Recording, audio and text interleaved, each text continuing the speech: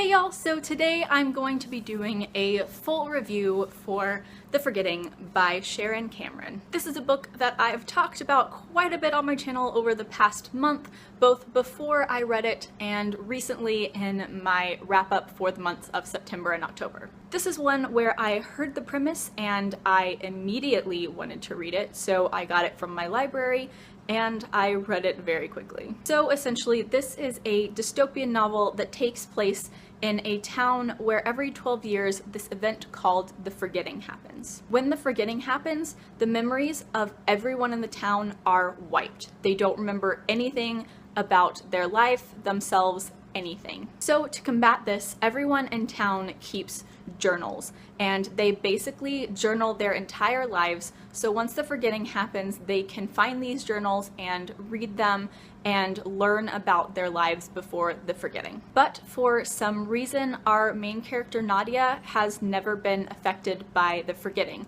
The last time it happened, she retained all of her memories and watched as the chaos ensued from everyone else forgetting theirs. So now it's almost time for the next forgetting, and as it begins to get closer and closer, Nadia is attempting to unravel the secrets and the reasons behind the forgetting. Does that not sound like one of the most interesting premises that you've heard in a while? Because I heard this and was so intrigued. One aspect of the story that's really interesting is that Sharon Cameron actually takes into account the fact that humans are not always so honest with themselves. So despite the fact they're supposed to be completely honest in their journals, some people may fudge the facts a little bit, and Nadia is the only person that knows that because she's the only person that remembers both before and after the forgetting. And that makes this really interesting because Nadia may or may not know things about some people's lives that they don't even know or remember about their lives. One complaint that I've heard about this book is that a lot of people think that it's really slow. And I have to vehemently disagree.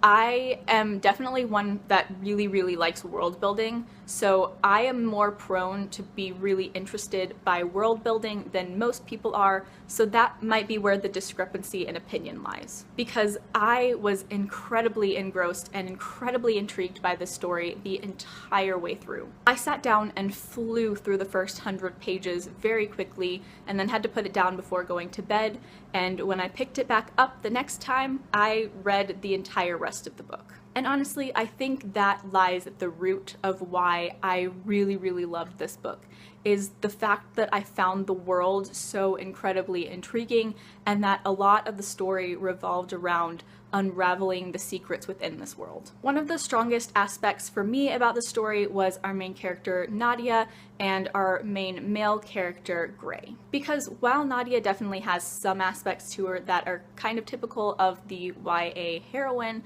there are also some aspects that are very unique. Because of the fact that she can remember things and is never forgotten, and because of the fact that she kind of does a few things that are not entirely legal in her society, she really keeps to herself and does not like talking to other people because she could accidentally say something that they wouldn't remember about themselves because it was before the forgetting. So when our lead male character, Gray, approaches her and tries to talk to her about some of these things, she's pretty not accepting of this. She does not want anything to do with talking to him. She just wants to go about her day-to-day life and avoid. And to be completely honest, I was not expecting a lot of the things that happened within this story. Some of the ways that this society unraveled were really intriguing and not at all what I expected, and I thought that that was a really fresh and interesting take on this world. So to sum up everything I just said, I love the story, I love the world, I love the characters, I think it's really awesome. If I haven't mentioned it already, I gave this book a full 10 out of 10 stars. I loved it. Also, I don't know if I mentioned this, but this is a standalone novel, so this is not something where you have to try to keep up with upcoming books in the series.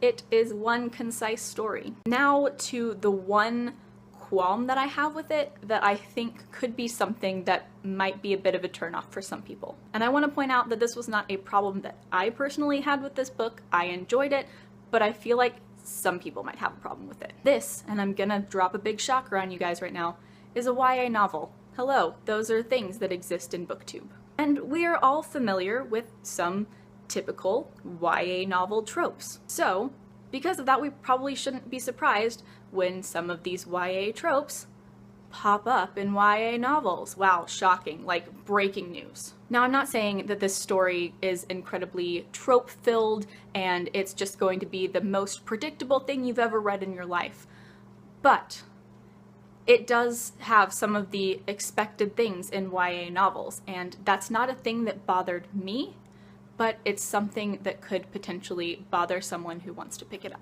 While, like I said, there were certainly things that went in different directions and really surprised me, there were also certain things that I probably could have predicted from the first 50 pages. That's not something that bothers me because I totally recognize and accept that no story is 100% unique, and obviously everything is going to have some similarity to something else. So occasionally, even when a story is really unique and interesting, there will be things that remind you of other books and that are reminiscent of other books. And sometimes those things are reminiscent of YA tropes. Like I said, this book isn't completely chock full of YA tropes, but if you are someone who is not a fan of YA tropes and will be annoyed when reading them, maybe don't pick this one up.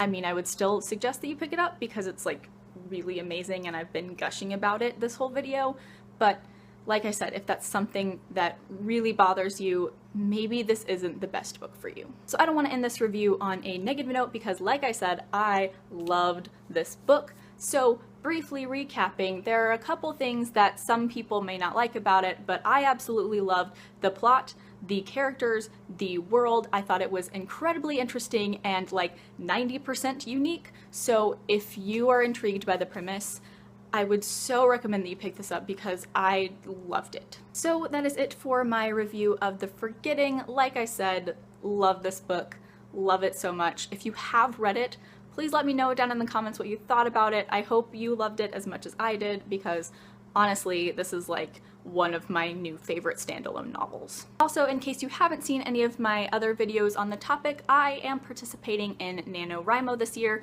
so I will leave a link down in the description to my NaNoWriMo page. And if you want, go ahead and add me as a buddy on there. I know that we could all use some extra motivation this month to get our words in. As always, all of my social media links will be down in the description, including my recent blog where I have started analyzing the Harry Potter series chapter by chapter. Please add me as a friend on Goodreads. I would love to be friends with all of you on Goodreads. Like, comment, subscribe, all that jazz. Thank you so much for watching. Bye!